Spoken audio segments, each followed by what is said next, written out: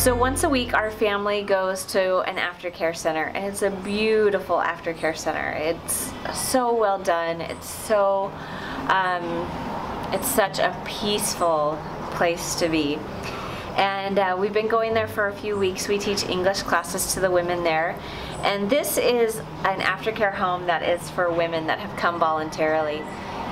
And they're adding on to the center for a juvenile section, but as of right now there's only adults there. And so as we've had the opportunity to work with these women, they've been out of the prostitution business for a while, and you almost don't even think about, you know, their past, because they're so far removed from that, and they've been healing and they've been working on themselves for so long that everything they just seem so normal, because they're just normal women, and they have normal interests and they have normal lives. And so today, two interesting things happened.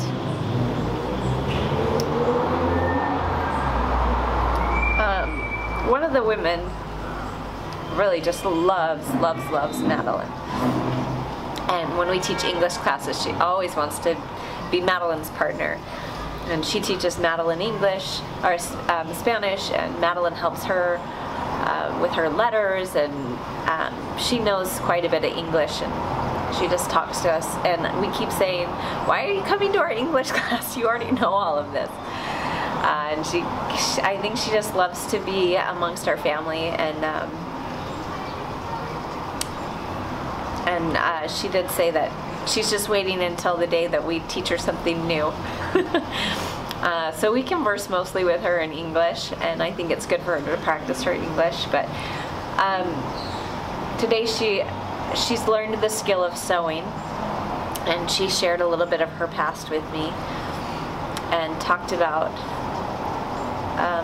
how she used to be in prostitution, but now she sews, and she said she sews for the Lord. And she made me this cover for people make fun of me because I'm an old woman, because I use an old school planner instead of using my phone. But I like to be able to write, and I like to be able to see it. So she made me this beautiful cover for my planner, and she said it was a gift for me, because I'm part of their family now.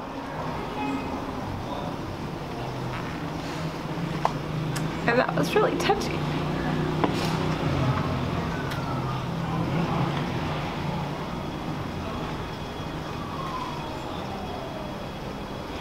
That me from the United States, with every opportunity possible to me, and then from here with so few possibilities, that we're sisters, that we can help each other. They help us with our English, with our Spanish, and we help them with their English, and we're sisters. It doesn't matter the color of our skin or the language we speak, we're sisters, and that means a lot. The other interesting thing that happened was there were two new girls there, and I had never met them, I had never seen them. We don't work with all the women, but they kind of rotate their off shifts. And so there were two new girls there. They were very, very young, very beautiful girls. And we invited them. They were just sitting there, and we invited them to come and do our English classes. And so one came over kind of reluctantly, and then the other one stayed where she was.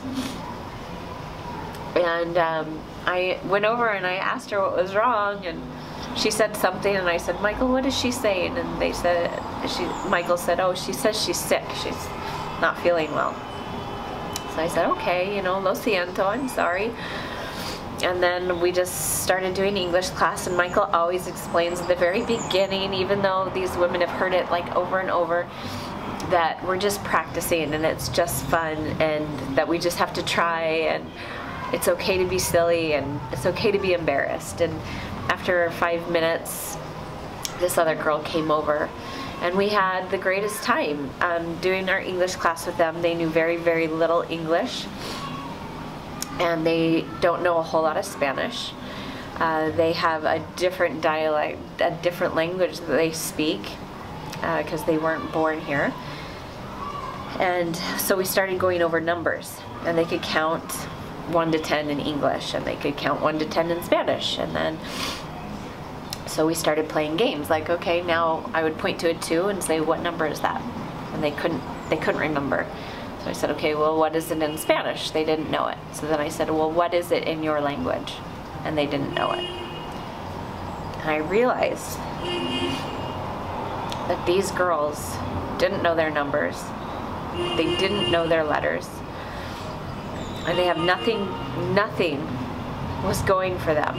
So it was so easy for them to get into a life of trafficking.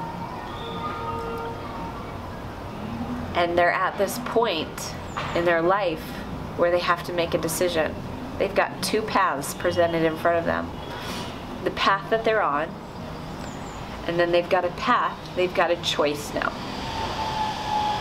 This aftercare center presents them with a choice. They have a choice now. And what looks like such a simple choice to me is a really hard choice for them. It seems so easy and so clear cut. And afterwards they were kind of telling me a little bit about their story, where their mother is, where their father is, and why they're here instead of their native country. And I just begged them. I said, please come here. Please be here next week. I will be here next week. I want to see you here. Please make this choice. Please make a change in your life. And I hope they do. I hope they do.